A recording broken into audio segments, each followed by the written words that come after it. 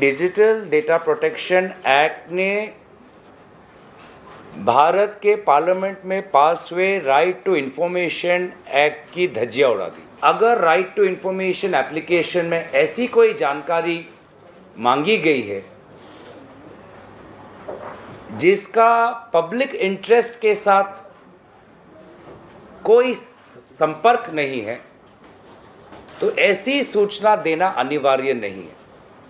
लेकिन अगर public interest में है तो पर्सनल इंफॉर्मेशन हो सकता है, किसी व्यक्ति का नाम हो सकता है, पर आपको देना पड़ेगा। अगर आप जानना चाहते हैं कि बिहार में जो विभिन्न जो पुल बनाए जा रहे हैं, पुल टूटे जा रहे हैं, ये पुल अधिकारियों ने किस कॉन्ट्रैक्टर को दिया, कौन है वो कॉन्ट्रैक्टर? क्योंकि आप जानना चाहते हैं कि एक ही कॉन्ट्रैक्टर को क्या सारे पुल की ठेका मिला हुआ है। तो आज जो जानकारी आपका अधिकार है, जो सूचना जो अधिकार है, उस अधिकार को आज इस छल के द्वारा उस अधिकार को नागरिकों से छीना गया है। आप देख रहे हैं देश लाइव, देश की आवाज। कि हम सब मिलकर जो महत्वपूर्ण चिंताएं नागरिक समाज ने व्यक्त की है, उसको हम एक कलेक्टिव पिटीशन के द्वारा minister of IT and information, minister of electronics and information technology Ashwini Vaishnaw ji को बताएंगे। और हमने एक जॉइंट पिटीशन हमने बनाई है, जिसका मैं थोड़ा सा विवरण मैं दूंगा, and then I will ask my colleagues to go further into detail. But एक जॉइंट पिटीशन जिसमें जो सबसे महत्वपूर्ण बात है कि डिजिटल डेटा प्रोटेक्शन एक्ट ने भारत के पार्लियामेंट में पास हुए राइट टू इंफॉर्मेशन एक्ट की धज्जियां उड़ा दी। It has devastated another act passed by the Parliament, which is the Right to Information Act. There is a particular section in the Right to Information Act. It is called Section 8(1), जिसमें ये कहा गया है कि अगर right to information application में ऐसी कोई जानकारी मांगी गई है जिसका पब्लिक इंटरेस्ट के साथ कोई संपर्क नहीं है, तो ऐसी सूचना देना अनिवार्य नहीं है। लेकिन अगर पब्लिक इंटरेस्ट में है तो पर्सनल इंफॉर्मेशन हो सकता है, किसी व्यक्ति का नाम हो सकता है, पर आपको देना पड़ेगा। तो अभी जो डिजिटल डेटा प्रोटेक्शन एक्ट पास हुआ, उसमें एक बहुत ही खतरनाक सेक्शन है, section 44(3), which is amending section 8(1)(j) of the RTI Act, and now it says notwithstanding anything contained in this act, there shall be no obligation to any citizen information which relates to personal information. बाकी जो चीज़ें हैं public interest की, public interest related जो बातें हैं, जो curve outs हैं, जो गाइडलाइंस हैं, वो पूरा डिजिटल डेटा प्रोटेक्शन एक्ट जो रिसेंटली पास हो उसको काट दिया है। तो कल अगर आप जानना चाहते हैं कि बिहार में जो विभिन्न जो पुल बनाए जा रहे हैं, पुल टूटे जा रहे हैं, ये पुल अधिकारियों ने किस कॉन्ट्रैक्टर को दिया, कौन है वो कॉन्ट्रैक्टर? क्योंकि आप जानना चाहते हैं कि एक ही कॉन्ट्रैक्टर को क्या सारे पुल की ठेका मिला हुआ है। तो आज जो जानकारी आपका अधिकार है, जो सूचना जो अधिकार है, उस अधिकार को आज इस छल के द्वारा उस अधिकार को नागरिकों से छीना गया है। Very surreptitiously, maliciously and mischievously the right of citizens to information has been snatched by the recent Digital Data Protection Act. तो इस बिल पर सुझाव ये है कि we urge you, we are requesting the Minister of Information Technology, we urge you to repeal section 44(3) of the Digital Personal Data Protection Act. और ये जो पिटीशन है, इस पिटीशन पर किन महान हस्तियों का, नेताओं का हस्ताक्षर और समर्थन है?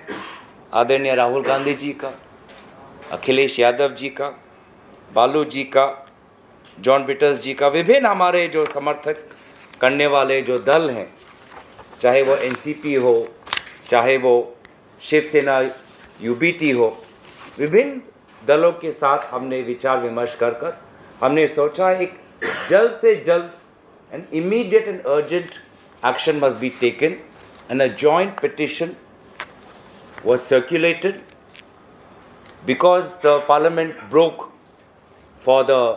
was adjourned. Therefore, we got a representation of the India Alliance, and we are still in talks with others. But right now, we have close to 120-130 signatures on this, with some very eminent voices of the opposition.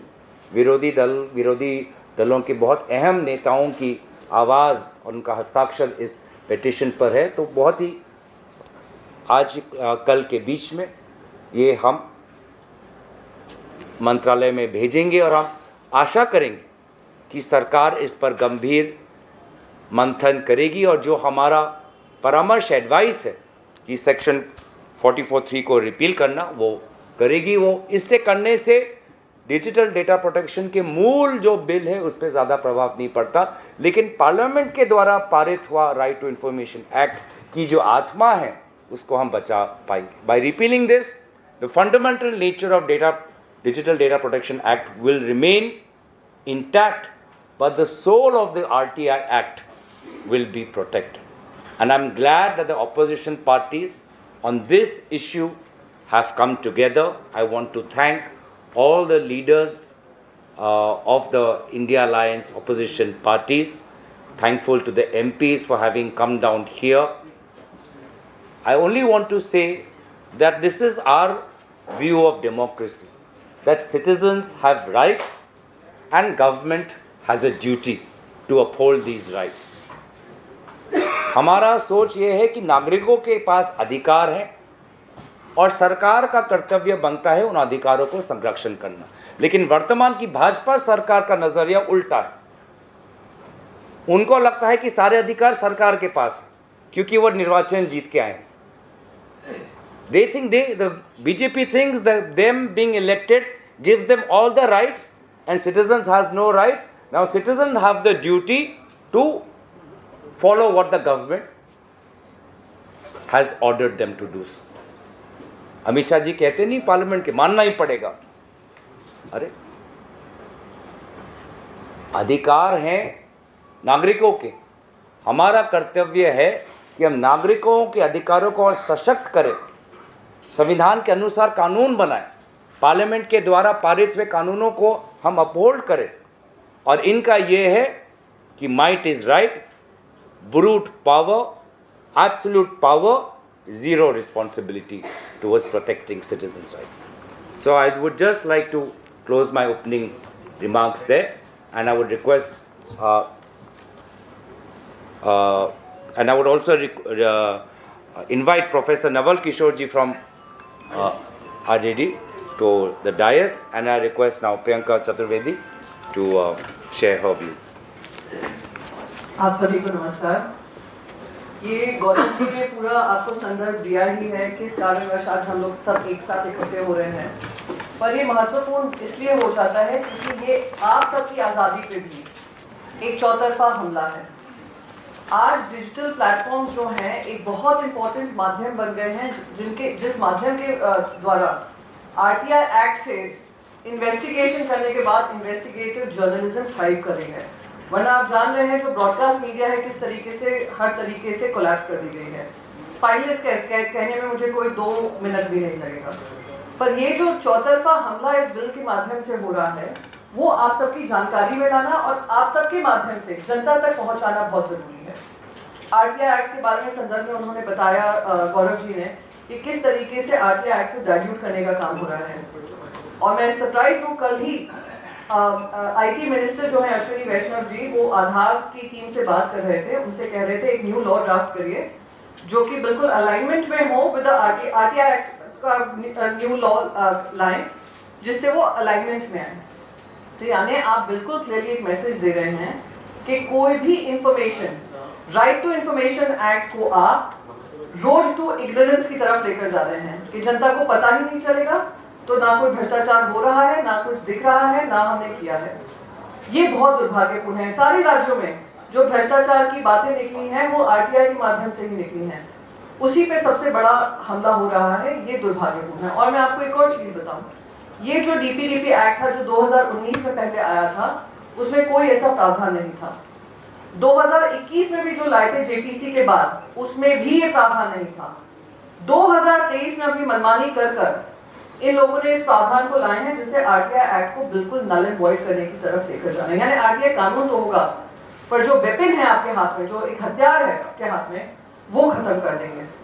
दूसरा महत्वपूर्ण बात है जिस तरीके से press freedom की हम बात करते हैं, और शुरुआत में ही मैंने अपने ओपनिंग कमेंट में कहा कैसे इन्वेस्टिगेटिव जर्नलिज्म को खत्म करने की ओर बढ़ रहे हैं हम, कि कोई भी इन्वेस्टिगेशन को लेकर कोई भी अगर डेटा चाहिए, आपको डेटा फिडुशियरी बना देंगे, और आप कोई भी डेटा स्टोर कर रहे हैं, आप उसका इस्तेमाल कर रहे हैं, उसके लिए आपको अकाउंटेबल बना देंगे, और उसमें फिर फीस भी लगेगी, वो भी होंगे, फाइन्स भी लगेंगे, जो कि 200 करोड़ तक जा रहे हैं, 500 करोड़ तक भी जाने का हो सकता है।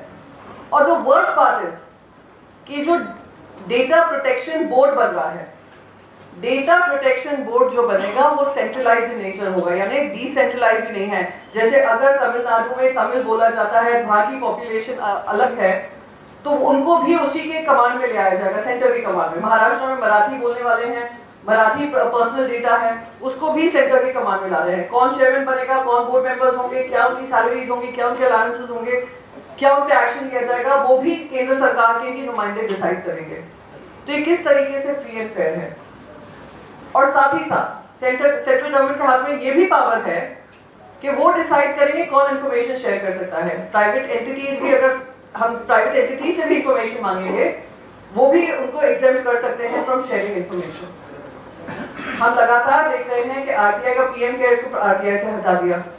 कोई भी चीज जहाँ पे अकाउंटेबिलिटी सरकार की होती है, आरटीआई से हटा देते हैं। अब ये करने के बाद जो इन्वेस्टिगेटिव जर्नलिस्ट हो, सिटीजंस एम्पावर्ड एनलाइटेंड सिटीजंस हो, जो अकाउंटेबिलिटी और ट्रांसपेरेंसी की मांग करते रहे हैं, जिसकी लड़ाई लड़ी है उन्होंने, उसको भी खत्म करने का काम है। तो मैं आप सबसे मेरी यही अपील होगी कि आप सबके माध्यम से हम सब इस आवाज को बुलंद करें कि ये जो डीपीडीपी एक्ट है अभी तक नोटिफाई नहीं किया गया है, नोटिफिकेशन से पहले उसमें ये जो भी हमारी चेंजेस हैं जो हमने लेटर के माध्यम से की हैं, उसमें ये बदलाव लाया जाए, सो दैट हमारे जो पावर्स हैं, सिटीजन के जो पावर है, इन्वेस्टिगेटिव जर्नलिस्ट के जो पावर्स हैं, जर्नलिज्म के जो पावर्स हैं, फ्रीडम के प्रेस फ्रीडम के जो पावर्स हैं, उसको और मिट्टी में ना मिलाया जाए। इन्हीं शब्दों के साथ मैं अपनी बात खत्म करूंगी और जावेद जी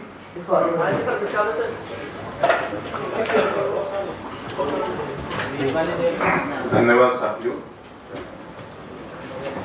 इस एक्ट के संबंध में जो बातें गौरव गोगोई साहब ने और प्रियंका जी ने कही हैं, मैं उनसे अपने आप को सहमत करता हूं।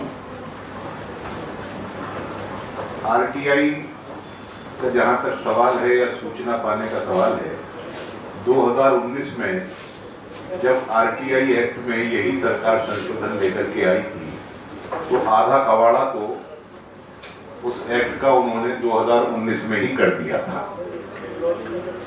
और अब इस एक्ट के माध्यम से जो बचा कुचा रास्ता सूचनाएं प्राप्त करने का, और कुछ ऐसी सूचनाएं जो जन सामान्य को मिलनी चाहिए और जिन्हें सरकार बचाना चाहती है, रह गया था, इस एक्ट के माध्यम से भी उसको पूरे तरीके से समाप्त करने का इरादा सरकार का है। इस सरकार को बहुत प्यार है सूचनाएं छुपाने से। ये हर प्रकार की सूचनाएं जो जनता जानना चाहती है या जो जनता के बीच में आनी चाहिए उनको छुपाने का प्रयास करती है। हम सब लोगों ने ये तय किया है कि सरकार के इस काम को रोकने के लिए, अब आज की तारीख में तो हम उनसे अपील ही कर सकते हैं और भविष्य में यदि कोई और दूसरा प्लान बनाना पड़ेगा तो वो भी बनाएंगे। इन्हीं शब्दों के साथ मैं अपनी बात समाप्त करता हूँ। धन्यवाद। आदरणीय John tweeters ji. Thanks, Gaurav ji, Priyanka, Javed ji, my friend Abdullah. I endorse the views that have been expressed here. I need to just add that this RTA Act was a milestone in the trajectory of the nation to be a modern democracy, to bring in transparency in administration, to empower the citizens and the activists. At a stroke, they have done away with the RTA. And further, as Priyanka said, far-reaching implications on the freedom of media. As you all know, what they have actually drafted for the media. Already there are a lot of coercive steps that are being taken. And I would exhort my friends in the media to have a look at the JPC report of 2019. Many of the provisions that have been brought in are contrary to the recommendations of the JPC. Even the Digital Data Protection Board, there has been a recommendation how the board members need to be appointed. Bodies like, including Attorney General, has to be opting to make sure that there is a due diligence in the selection of the Digital Data Protection Board members. Now, nothing of that have been incorporated. And I would say that when the opposition was protesting on this Manipur issue, they had rushed in legislations, and this is one amongst them. I, being a member of the IT Standing Committee at that time, had moved amendments because precisely on these, in order to nullify the provisions that were brought to neutralize the RTA. And the government knew that, see, their intention was to ensure that RTA is given a goodbye. Now, as you all know, many of the enactments, laws passed during the UPA regime, like employment guarantee, like information guarantee, all these are being watered down by the present government. Now, all the opposition parties, which are part of the India Alliance, have come together to protest. And this is not solely an issue of the opposition parties. This affects the democratic process of this country. These are far-reaching implications on the freedom of media. These are far-reaching implications on the democratic process of this country, the transparency to the administration, and I would request you all to have a considerate look and also to make sure that these issues are being highlighted. Thank you very much. Abdullah ji. Thank you, Gaurav and other my fellow MPs. After clearly explained by Gaurav and Priyanka and Janeta, there is nothing I have to more to explain about this. We DMK is a movement that has always fought for the freedom of expression that you all know very well. Whenever there has been a threat to freedom of expression, DMK has fought always. In that regard, I would like to state on behalf of our party leader and Honorable Chief Minister of Tamil Nadu, Sri M.K. Stalin, that DMK is opposing this even now. And we will join our hands together with India Alliance to fight for this freedom of expression and to save the democracy. Thank you. Naval Kishore ji. No. मैं RJD की तरफ से sure करना चाहता हूँ कि जो act मात्र 6-7 दिनों में दोनों सदनों से पारित हुआ और पूरा देश ने देखा कि कितने डिस्ट्रप्शन थे और किस तरह से किसी भी प्रकार के डिस्कशन को और सजेशन को नहीं माना गया। आज के डेट में जो स्थिति है कि प्रेसिडेंशियल असेंट के बाद भी नोटिफाई नहीं हुआ है, तो हमारी मांग और हम लोग सब लोग कोशिश करेंगे कि इस एक्ट को पूरी तरह से रिवाइज करके और जो सच्चाई है जिससे सरकार भागना चाहती है, जानकारी है जिससे सरकार भागना चाहती है, जिसका एकमात्र कारण है कि जवाबदेही नहीं लेना चाहती है। जितनी भी उनके साथ में, सरकार के साथ में घटनाएं घटित होती है, हर तरह के अत्याचार जिसके लिए जिम्मेदार सरकार है, उस तरह के जानकारी से भी लोगों को वंचित रखना चाहती है। और खासकर जानकारी किसे चाहिए? विपक्ष को चाहिए और पत्रकार समाज को चाहिए, जर्नलिस्ट जो विभिन्न, और आप हम सबको मालूम है कि आज के डेट में पत्रकारिता भी डेमोक्रेटाइज हो चुका है सोशल मीडिया के माध्यम से। तो उसमें भी कई कमजोर तबका के लोग हैं जो कि जानकारी हासिल करके और सरकार को बेनकाब करना चाहते हैं। उन सारे प्रयासों को सामूहिक तौर पर रोकने का जो ये प्रयास है, इस बिल के माध्यम से सरकार सुनिश्चित करना चाहती है।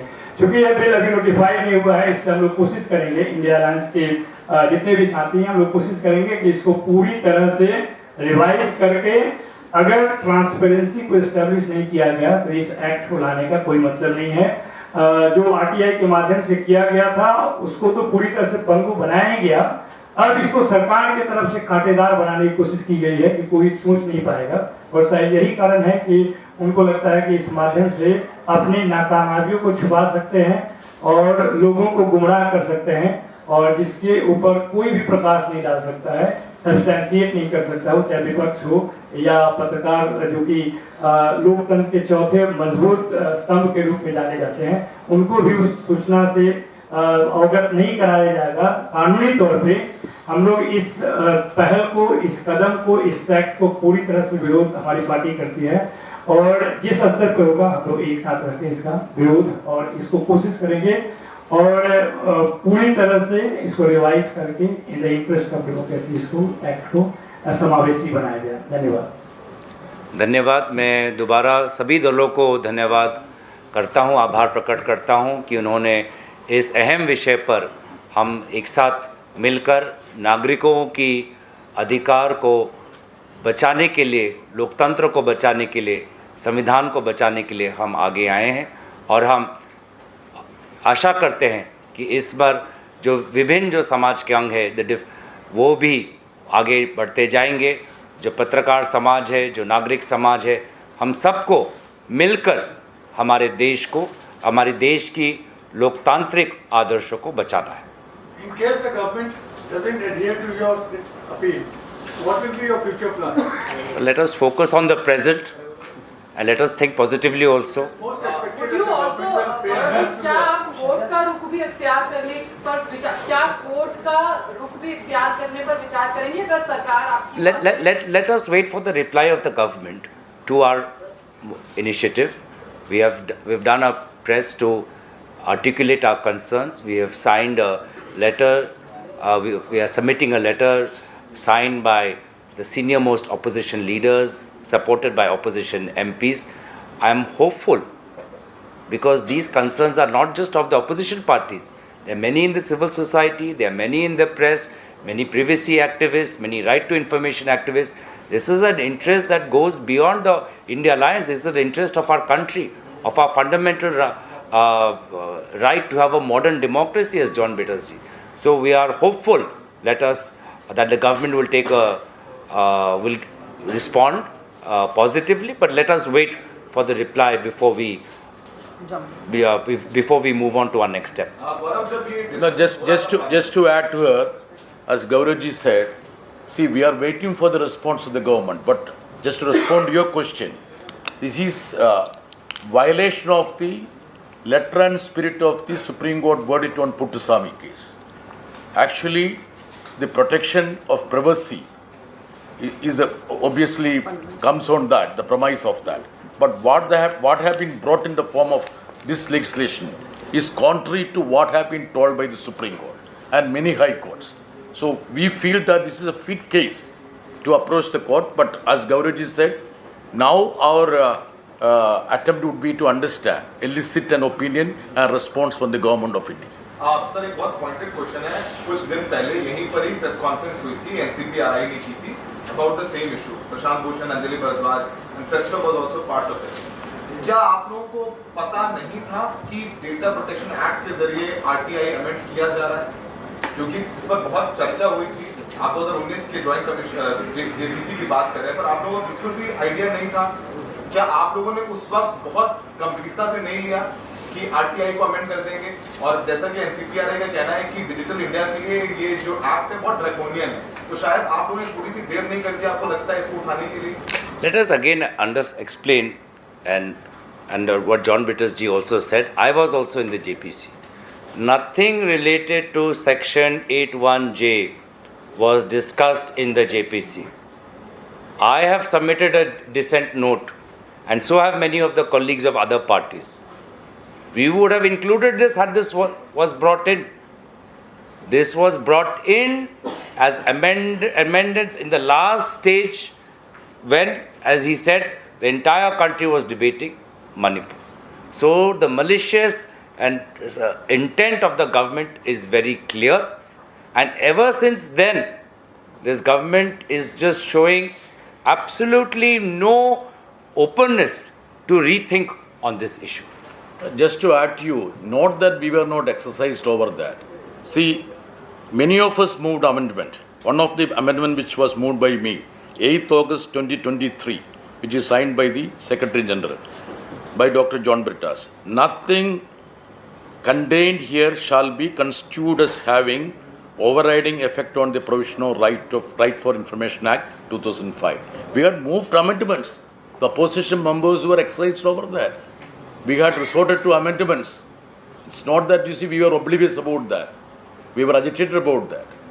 What your amendment is there also a request to reinstate the protection that was earlier there for journalists or the media?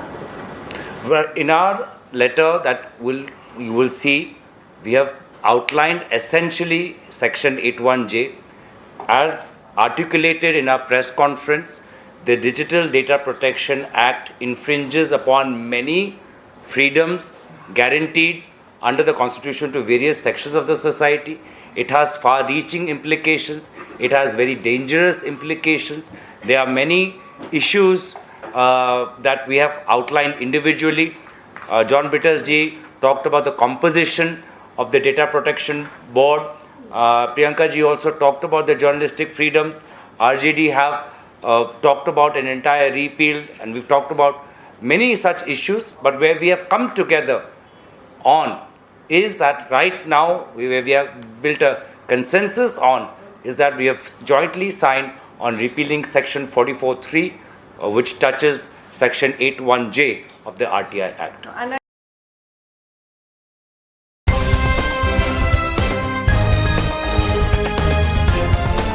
देश और दुनिया की तमाम छोटी और बड़ी खबरों के लिए हमारे चैनल को सब्सक्राइब करना न भूलें और बेल का बटन जरूर दबाएं।